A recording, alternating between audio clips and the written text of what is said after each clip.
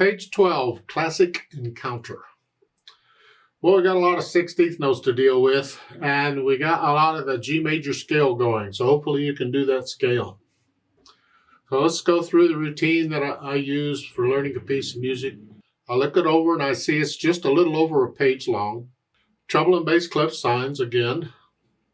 1 sharp in the key signature. We are in the key of G major, but make sure you're doing the scale for G major and E minor. Do them both because they both have 1 sharp in the key signature. And 2 4-time signatures, so we're only counting to 2. 1, 2, 1, 2. But the 16th notes, 1 E and a 2 E and a 1 E and a 2 E and a. Oh, that'd be fun. Let's take it one hand at a time and make sure, because we're moving around a little bit. Make sure we all got. Right hand, you're starting here to start.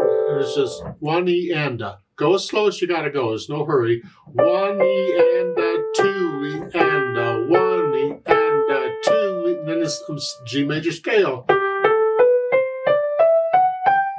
So if you can do the G major scale, that's easy. If you can't, you struggle with that. So do the scale. And now you're ending up on 2nd finger, and at the top of page 13, you need 5th finger. That's fine. It's a repeated note. We can change hand positions on repeated notes, so just lift up. And you do that again.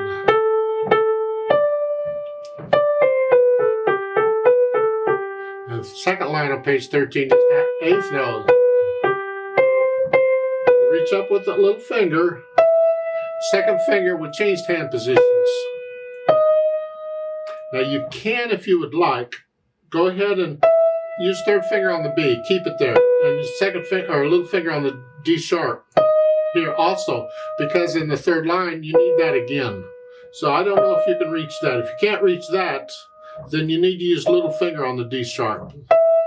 Whether you use 2nd finger on the B here, but use little finger on the D sharp. This way you can go on with 3rd finger.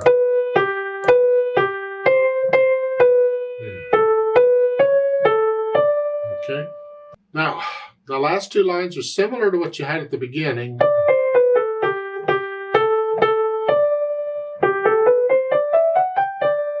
Now, the last line is that, but it has an 8 VA above it. So you go up a step. You want to come up here. Well, I'd like to prepare that. I don't want to go from here to here. I mean, I can if I have to. I'd rather not. So to get ready for that move, I'm going to use thumb on the D, on the half note. This way I can reach up here. So the last 2 measures of that 4th line with the G scale, crunch up and use thumb on that instead. And this way we're ready to go up. And then again, just reach down this G major scale. You're not starting on G. You don't have to start on G, but it's still a G major scale. You're starting in on any note. But the feeling of it is the same as what you get in the scale. But the feeling is similar to a scale. This actually feels more like a D scale here with here. Doesn't matter. There's just, if you can do the scales, this is simple. And then come down. And again, I don't want to go from here to here in the last measure. So I'm not going to use thumb on that 1st note. I'm going to use some other finger. So I'm saving thumb for that one. So I could use 2nd finger. This way my thumb's closer to where I want it to be. Just preparing for what's coming is all I'm doing. These little changes to the fingering can make or break a piece in some pieces. I mean, you can think, oh, it's so hard I can't do it. Well, all you got to do is just change the fingering a little bit, and suddenly it's not so hard anymore. Sometimes. Most of the time, actually. But not all. It doesn't always work, but most of the time it works. And it works here. Left hand, we've got broken chords here. And here. Oh boy, this is fun. Let's go over to page 13, 2nd line. It's 3 and 5 here. Because you ended the 1st line here, and I want 3 and 5. Well, again, that's a repeated note. We just 2 F sharp there, and thumb, and then come back up. Okay, at the last line, The AVA only applies to the top staff. So the left hand stays here. And then you get to scale 2. You're playing the same notes as the right hand. But then again, I don't want to go from here to here. I don't want a little finger. So I'm going to use some other finger besides little finger. So, can you reach down each third?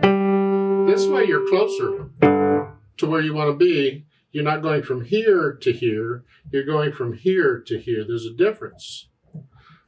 It makes it a little, I'm not going as far. So just use like a third finger if you can. Second finger would be even better. You don't have to go as far. I don't know how big your hands are, but third finger is fine, and then here. Put the hands together then, once I have them figured out, and I'm still connecting everything. So I'm going here.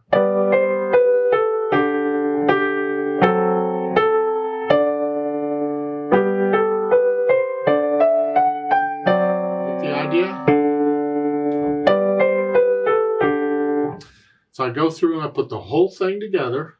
Then I go back through it a few hundred times or whatever, and I slowly work out the hesitations. A steady beat. Keep it slow but steady. And once I can do that, then I add the articulation. The slurs and staccatos. I'm going to hinge at the wrist here. Short staccatos. See underneath the staff at the beginning it says legato? That means to connect the left hand. Because the legato is down under the staff, it's referring to the left hand because it could refer to anything. But here it's just connect these, because they don't give you any slurs or anything. If they don't give you anything, you can play it any way you want to. But now they're telling you to connect them. But the right hand, you got staccatos.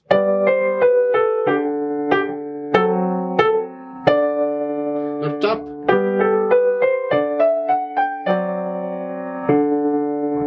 So I'm lifting up in the right hand, but I'm connecting this left hand. Now, page 13, second line, 2-note slurs, down, up, down, up. And as I play that, this comes out. There, second line, second measure. This is staccato. And as I play the second C, the left hand comes out. You got to coordinate that.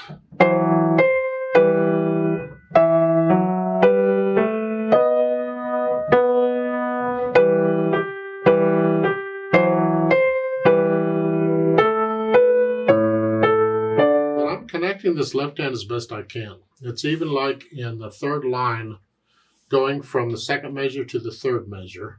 I'm lifting up the right hand for the phrase. I'm lifting up here, but I'm connecting this.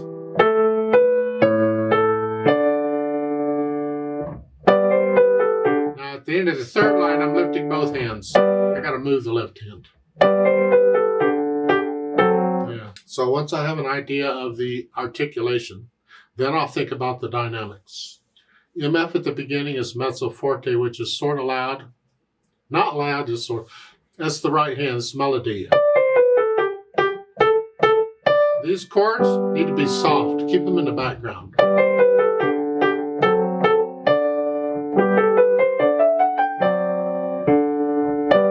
And then on page 13, second line, it's an MP, mezzo piano, come down, sort of soft.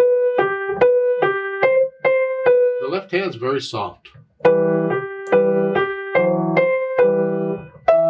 Now they're telling you in the third measure, the second line, the melody.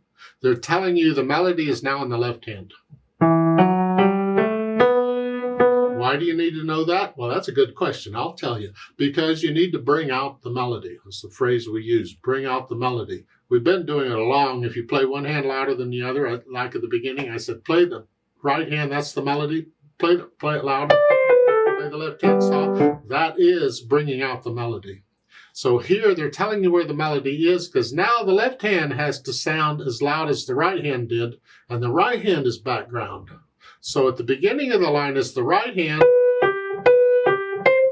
and the left hand. So you adjust. You're going back and forth as to where the melody is. Then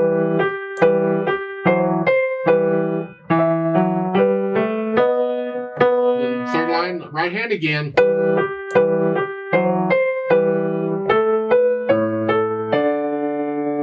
Then the last last 2 lines, you're back up to moderately loud again. In the right hand, and the last 2 measures at the bottom, there's a crescendo. You're going to go up to loud. And here, it's pretty much both hands. And the last one, both hands the same. There's loud and short. Boom. You're on the key and come out. We want to hear the melody. It's what it's all about. We're here to support the melody. Now, once I have that under control, sort of, then I'll think about the speed.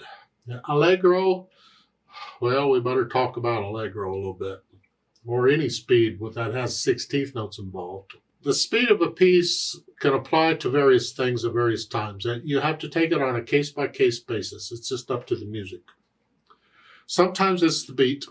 So allegro would be 1, 2, 1, 2, 1, 2. If I do that, it's this.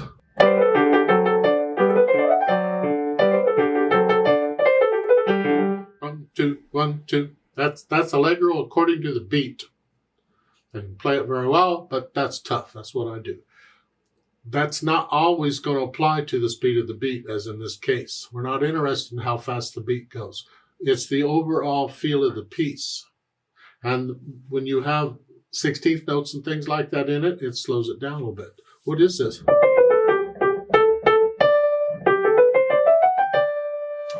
That feels, if you can play the 16th notes that fast, to me that's allegro.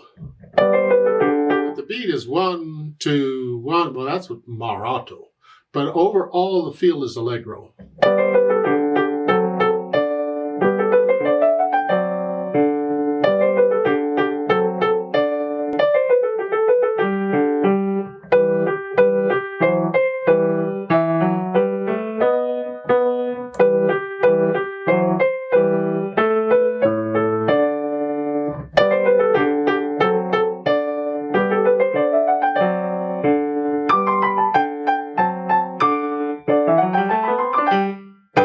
That's my allegro for now, with a couple cups of coffee. That would change, I'm sure. You don't have to play it that fast. How fast can you play the 16th notes accurately, like at the bottom when both hands are going? How fast can you play those accurately? And that's going to be your allegro. And it can change over time. But you can always come back and play these pieces again and again and again as time goes on and you get better. And you'll play them faster and better when you do. Now, you go ahead and learn it and get it to where you can at least play it slowly with no hesitations, and then let's play it together slowly. Now, we're not performing it. This is checking notes and rhythms. Are you playing the same note I'm playing at the same time? That's all this is for. I will do the staccatos and things, but I don't do the louds and softs. I just play in the notes.